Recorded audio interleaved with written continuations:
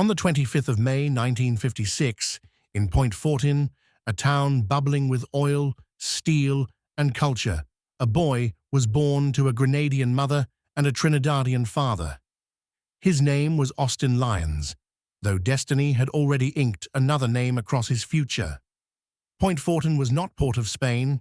It was quieter, tucked away, but like so many towns across Trinidad and Tobago, it had its own culture of music, storytelling, and rhythm. For a boy like Austin, music wasn't optional. It was air. His early environment played its part in shaping the artist he would become. The sounds of steel pan bands practicing in yards, the voices of calypsonians on the radio, and the gospel fervor of church choirs. These were his earliest teachers. Trinidad was alive with the culture of carnival, and young Austin soaked it in, each masquerader and melody pulling him deeper into the magic. As a child, he had a certain sparkle.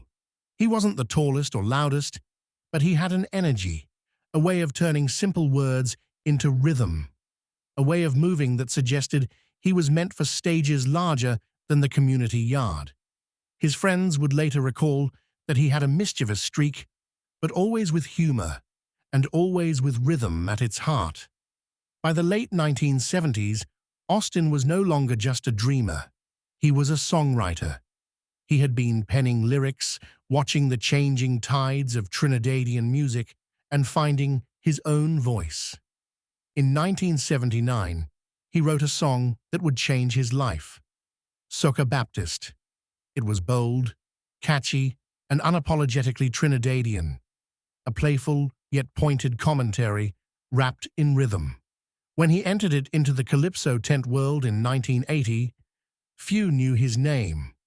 But by the end of Carnival, everyone knew Blue Boy. That year, Soca Baptist didn't just win him fans, it won him the Carnival Road March Monarch title. Suddenly, a boy from Point Fortin was at the center of Trinidad and Tobago's most important cultural celebration. And this was just the beginning. A Carnival King. 10 Road March victories. Winning the Road March once is a career highlight for most. Winning it 10 times is the mark of a phenomenon. Austin Lyons became that phenomenon. As Blue Boy, he captured the Road March in 1980, 1981, and 1983, carving his name in carnival lore.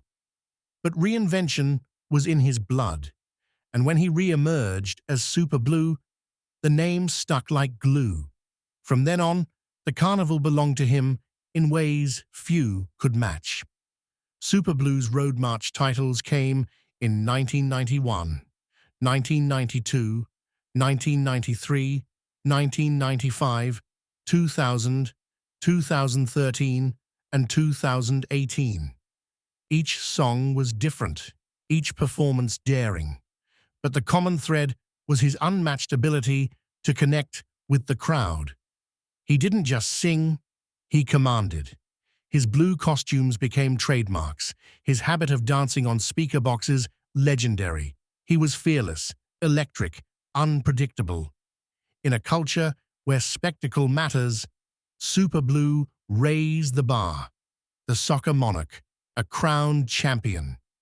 Carnival wasn't just about the Road March.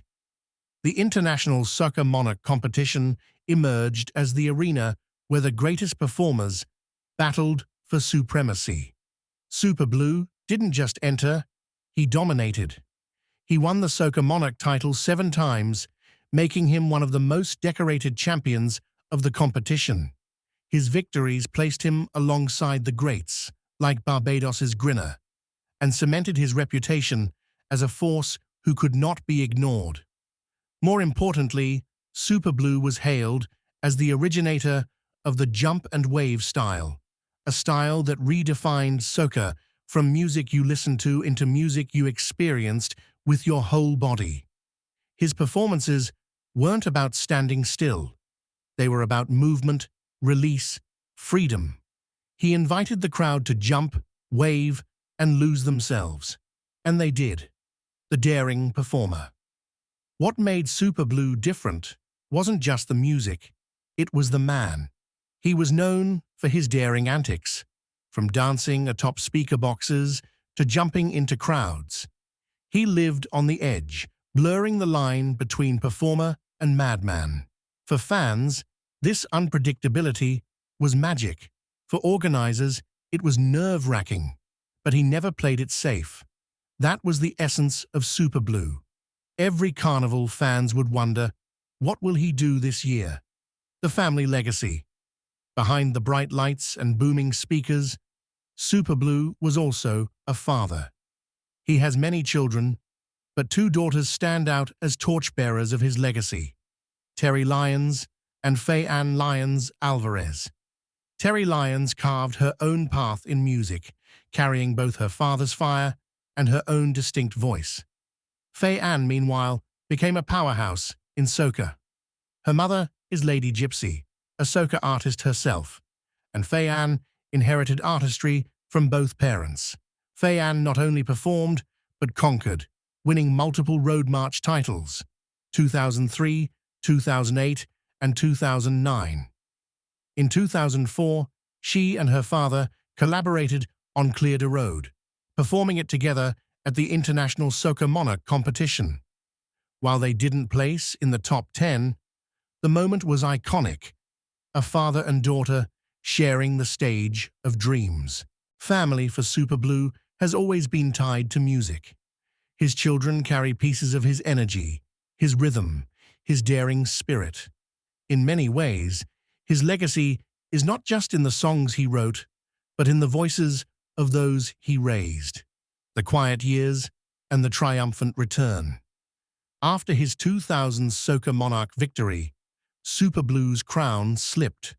For over a decade, he remained out of the winner's circle, and whispers began, was the legend fading? But legends don't fade, they rise again. In 2013, he returned with a vengeance.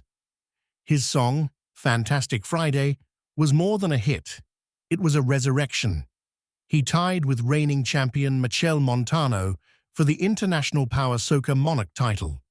More than that, his song dominated the streets, played over 500 times on Carnival Monday and Tuesday, compared to Montano's fewer than 60. The message was clear. Superblue was back, and Carnival still belonged to him. Collaborations and continued influence. In 2018, he teamed up with Montano again for the Carnival anthem Soca Kingdom. The song was unstoppable, winning the Road March with more than double the plays of its nearest competitor. It was a testament to his enduring power, even decades after his first win. Superblue's influence stretches beyond titles. He has inspired generations of soca performers, from jump and wave anthems to high-energy performances. His earlier works remain staples in panorama competitions, his voice forever tied to the steel pan culture. Recognition and respect.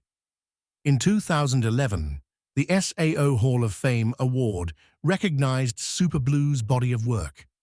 But beyond awards, his true honor comes from the people. For Trinidad and Tobago, for the diaspora, for anyone who has ever jumped and waved in the heat of Carnival, Superblue is more than a musician. He is Carnival itself. Challenges and resilience. Like many great artists, Superblue's life has not been without struggles. There have been challenges, financial, personal, and health-related, that tested him. But through it all, he has remained resilient, his spirit unbroken. He is known to be a deeply spiritual man, his Grenadian Trinidadian roots tied to faith and resilience. Those who know him speak of his warmth, his humor, and his unwavering love for music and family. The eternal blue flame. As of today, Superblue continues to be celebrated not just as a performer, but as an institution. His songs, Soca Baptist, Fantastic Friday, Barbara, Soca Kingdom, are more than music. They are memories etched into the national identity of Trinidad and Tobago. He is hailed as the jump and wave pioneer, the man who dared to dance on speakers, the father whose children continue his legacy, the carnival monarch who keeps returning to remind everyone, once you are Superblue, you are forever Superblue. The man who made a nation jump. The story of Austin Lyons is not a simple biography. It is a testament to culture, resilience, and joy. From Point Fortin to the world stage, he has lived a life that proves music is more than entertainment. It is identity, history, and survival. When the drums start, when the horns call, when the streets of Port of Spain swell with masqueraders and flags, one man's voice is never far away. He is the heartbeat of carnival. He is the father of jump and wave. He is Superblue, and his story is still being written. Please subscribe for more.